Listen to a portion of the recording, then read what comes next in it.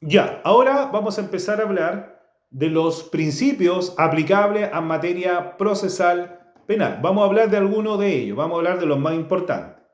Por ejemplo, vamos a hablar del primero de ellos, del artículo 1 del Código Procesal Penal, que habla del juicio previo y única persecución. Juicio previo y única persecución.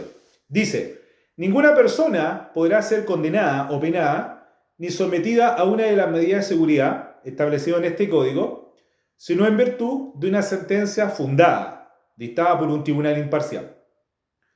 Toda persona tiene derecho a un juicio previo, oral y público desarrollado en conformidad a las normas de este cuerpo legal. Y luego dice, la persona condenada, absuelta o sobreseída por sentencia ejecutorial no podrá ser sometida a un nuevo proceso. Esto último se refiere al no bis in idem, no dos veces por el mismo hecho. ¿Ya? Este entonces el primero, juicio previo y única persecución, artículo 1 del Código Procesal Penal. Luego tenemos que hablar del artículo 2 que habla del juez natural.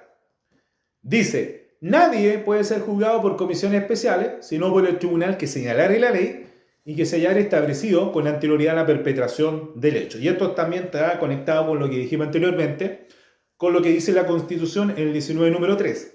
Nadie puede ser juzgado por comisiones especiales, sino por el tribunal que señalare la ley y que se haya establecido con anterioridad a la perpetración del hecho. ¿Ya? Artículo 3. Exclusividad de la investigación penal. Artículo 3. Exclusividad de la investigación penal. ¿Qué dice? El Ministerio Público dirigirá en forma exclusiva la investigación de los hechos constitutivos de delito, los que determinen la participación punible y los que acrediten la inocencia del imputado. O sea, el Ministerio Público tiene el monopolio de la persecución penal. No obstante, en ciertos casos también interviene el querellante particular. 4. Cuarto principio legal del Código Procesal Penal, el artículo 4, que habla de la presunción de inocencia. Ninguna persona será considerada culpable ni tratada como tal, sino en virtud de una sentencia condenatoria. No lo dice así, dice, ninguna persona será considerada culpable ni tratada como tal, en tanto no fuere condenada por una sentencia firme. ¿Ya? Quinto principio, legalidad de las medidas privativas y restrictivas de libertad. Dice, no se podrá arrestar, someter a prisión preventiva, ni aplicar cualquier otra forma de privación de libertad a ninguna persona, sino los casos determinados por la Constitución y la ley.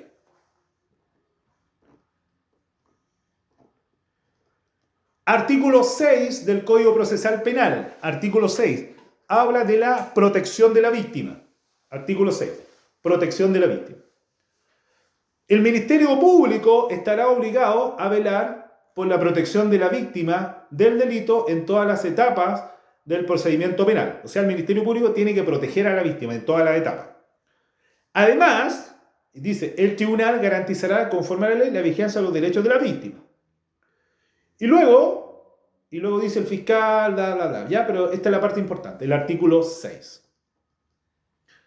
Artículo 7, calidad de imputado. ¿Desde cuándo se considera imputado? Desde la primera actuación del procedimiento dirigido en su contra. Es lo que dice el artículo 7, resumido.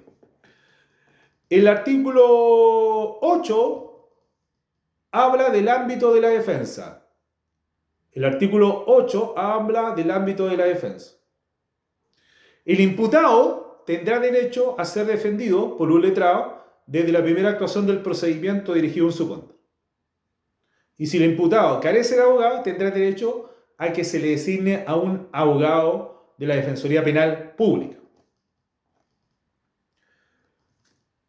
Luego, el artículo 9 habla de la autorización judicial previa. Toda actuación del procedimiento que privara al imputado a un tercero al ejercicio de los derechos garantizados por la Constitución requiere autorización judicial previa, o sea, del juez de garantía. Artículo 9, muy resumido, estoy leyendo esto. El artículo 10 habla de la cautela de garantías. En cualquier etapa del procedimiento en que el juez de garantía estimare que el imputado no está en condiciones de ejercer los derechos que le otorgan las garantías judiciales consagradas en la Constitución y en las leyes vigentes, adoptará de oficio la medida necesaria para permitir dicho ejercicio, en términos sucintos. ¿Ya? O sea, tiene por objeto evitar que se produzca afectación de derechos y garantía. Eso es. ¿Ya? Eso es lo que dice el Código Procesal Penal. Otro principio legal aplicable al proceso penal es el principio de objetividad. O sea, que implica que el Ministerio Público no solo debe investigar los hechos que determinen la participación punible del imputado, sino también la que acrediten la inocencia. Pero eso no ocurre. Los fiscales no hacen eso. ¿Qué más?